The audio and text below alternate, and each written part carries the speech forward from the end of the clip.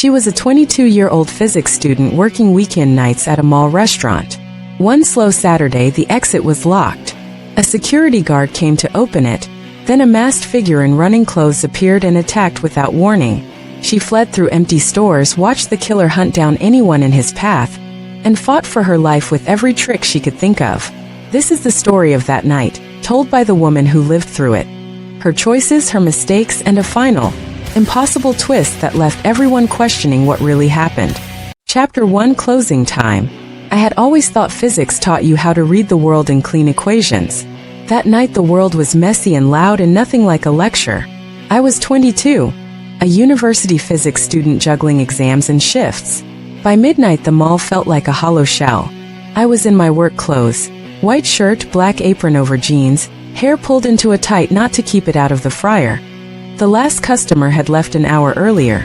I pushed a stack of napkins into the drawer, flicked off the overhead signs, and locked the restaurant door behind me.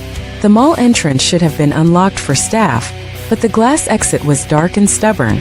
I tried the handle dead. My phone blinked 1 bar. I called mall security. The voice on the other end promised someone would be there soon. I stood with my back to the glass, listening to the hum of HVAC and the faraway music from an automatic sign. The fluorescent lights buzzed like a swarm around my head. I felt small and ridiculous, holding a mop like a shield. Chapter 2: The Guard and the Mask. A shadow appeared at the far end of the corridor, one of the security team, a man in a navy uniform moving toward the exit. Relief eased something in my chest. He called out, polite and yawning, and I waved. Then another shape slid into view behind him, too quick to be casual. He wore a clown mask, pale, too wide grin, smeared paint, and running clothes. A red running jacket, black running pants, and worn sneakers. He moved like someone warming up for a sprint. Before the guard could react, the man reached out and struck. There was no warning sound, no shouted word. The guard crumpled, blood blooming at his neck. I screamed and stumbled backward. My hands were sticky with whatever had sprayed past me. The masked figure didn't hesitate. He ripped the security man's radio from his belt, checked pockets like he expected to find trouble, and then turned toward me. Chapter 3: Through the Night. I ran because I had to. Running felt like obeying the only rule that mattered. Don't stop. The mall was suddenly a maze of half-lit storefronts and mannequins frozen in poses that looked like witnesses. The masked man followed, long strides swallowing the space between us, his sneakers nearly silent on polished tile. Every time someone appeared, a cleaner, a late shopper, a lone employee leaving a kiosk, he changed pace. He was precise, clinical. I heard the finality of it. 5 sharp noises, the sickening thud of body on tile, then silence. He left no time for anyone to beg. The only sounds were my breath and his footsteps, measured and unhurried. As if he were enjoying a rehearsal, I darted into the deserted cinema lobby, climbed a flight of service stairs, and hid in the dark behind a promotional stand. I pressed my palm to the cold concrete and tried to think like I did for exams.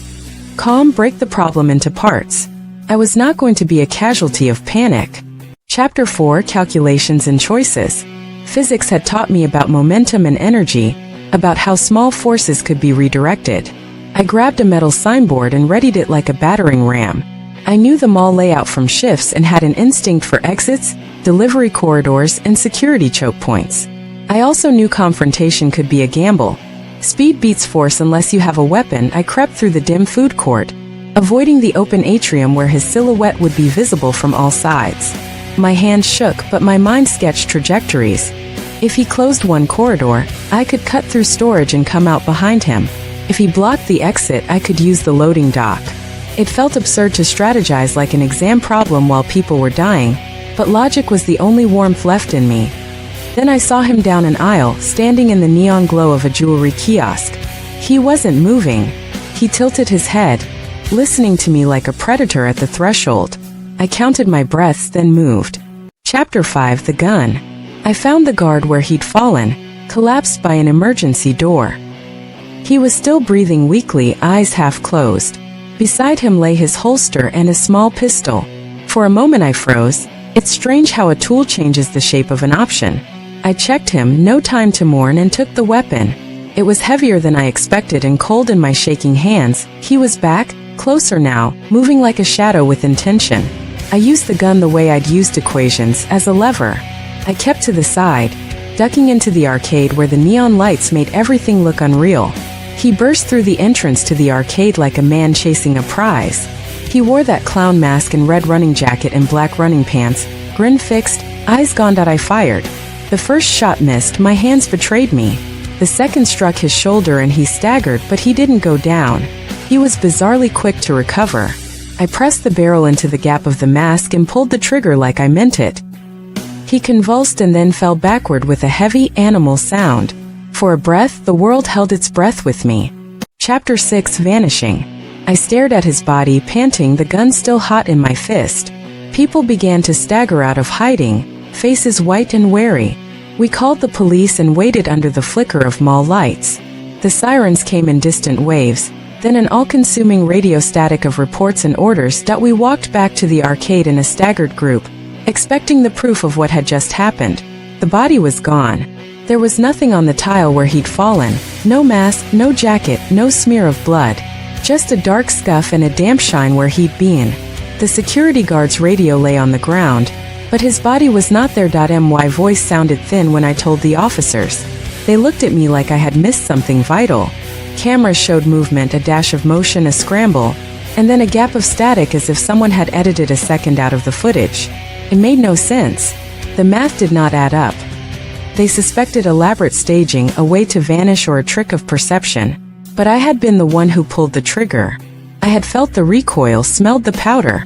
How do you explain an absence where there should be evidence? What I had was testimony and a disappearing act that turned every certainty into a question. I don't know what became of the clown in running clothes. Maybe he walked away the same way a rumor slips through a room. I know only that the night taught me how fragile safety is, how quickly an ordinary place can become a trap, and how a single decision can change you until you don't recognize yourself. Sometimes, in quiet moments between lectures and shifts, I wonder if the disappearance was real or if the shock rewrote the end of the scene in my mind. The mall still has places where the lights hum wrong, and the vents carry a cold that feels like a breath. I don't go there late anymore. If you like this story, subscribe to the channel, activate notifications, give the video a like, comment your thoughts, and share the video with friends who love a good mystery.